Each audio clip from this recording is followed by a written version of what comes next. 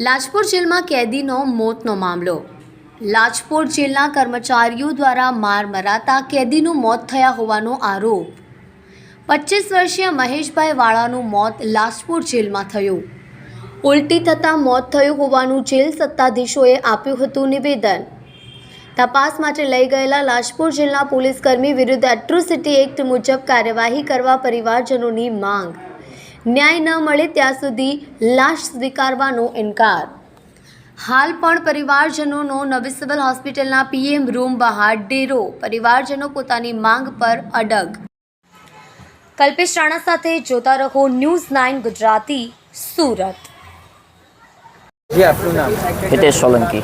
ભાઈ શું બનાવ બન્યો? બનાવ બનવામાં પ્રાથમિક માહિતી અમારા પાસે જે આવી હતી એ પ્રમાણે અમે અમારા વિસ્તારમાંથી આવ્યા છીએ અને અમે આજે જેલે લાજપોર જેરે સીસીટીવી કેમેરા ચેક કરવા માટે ગયેલા। ત્યારે સીસીટીવી ચેક કરતાં ભરતવાળા જે ભરૂચ પોલીસ સ્ટેશનથી અહીંયા મૂકવામાં આવેલ, ત્યારે જે જેલ એન્ટ્રી કરે છે સુરક્ષિત અને એવું લાગે છે કે એ સ્વચ્છ છે।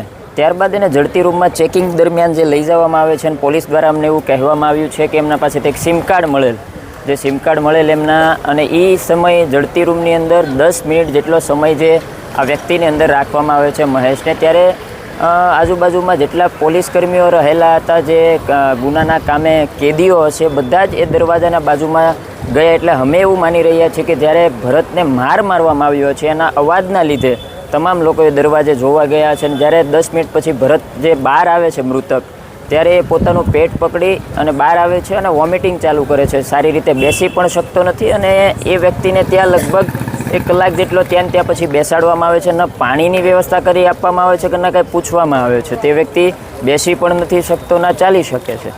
આવી હાલત અમે સીસીટીવી કેમેરામાં જોઈ છે। ત્યાર પછી એને આ પૂરી રાત એ તડપીને કાઢે છે, એ પણ અમે સીસીટીવી જોયા છે। આફ્ટર જે રૂમ કહેવાય એમાં રાખીને બીજા દિવસે સવારમાં એ ચાલીને રસ્તા પર પડી જાય છે અને ત્યાં એ પડી જાય છે, બેસી જાય છે। ત્યારે એક કેદી સાયકલ લઈને નીકળે છે, એને જોવે છે અને ત્યારબાદ એ સાયકલ સાઈડમાં મૂકી એને સ્ટ્રેચર લઈ અને એને હોસ્પિટલ લઈ જાય છે।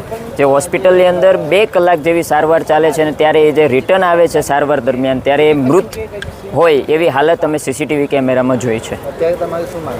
અમારી અત્યારે એક જ માંગ છે કે અમે જે મૃતક છે એની બોડી અહીંયા રહેવા દઈશું જ્યાં સુધી આ જેલની અંદર જે આરોપી છે, જેણે એને માર્યો છે, જે અધિકારીઓ સામે એફઆઈઆર નહીં થાય જ્યાં સુધી અને યોગ્ય ન્યાય નહીં મળે ત્યાં સુધી અમે આ બોડી અહીંયાથી લેવાના નથી।